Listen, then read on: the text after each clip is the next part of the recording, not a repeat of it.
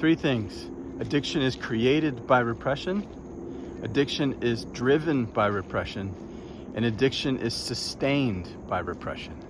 Here's the mechanics of all three. When kids push down certain emotions in childhood in order to stay safe and get love from their unconscious caregivers, they're forced to sort of split and live as half of themselves.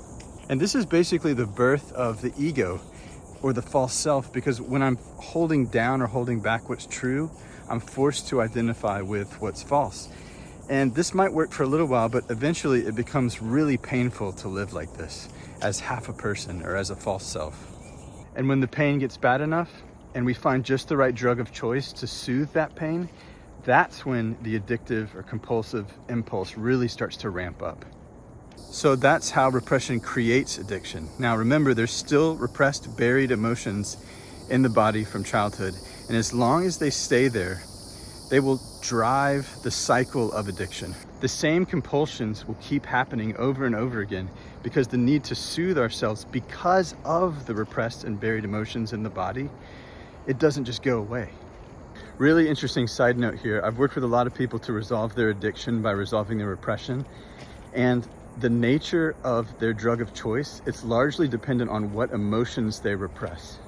So if someone represses really big energies like anger or power or sexuality, then their ego or false self manifests as, calm, peaceful, timid, small, people-pleasing, right? And their drug of choice reflects that. It's usually downers or depressants like THC or heroin, things that make it easier for them to be calm and peaceful and show up as that kind of false self.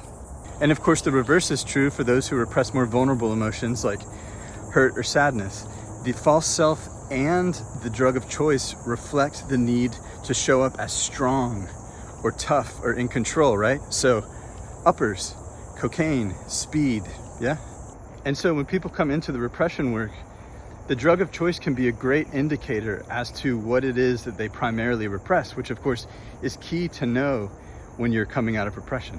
And lastly, how does repression sustain addiction? Well, our drug of choice makes it easier for us to pretend and live as that false self for longer periods of time. And what are we pretending? That we don't have repressed emotions in our body when we actually do. And so when the pain of staying in repression and pretense outweighs the fear of coming out of repression and pretense, that's when people hit rock bottom, and that's when people come into this work. Resolve emotional repression and you will resolve addiction.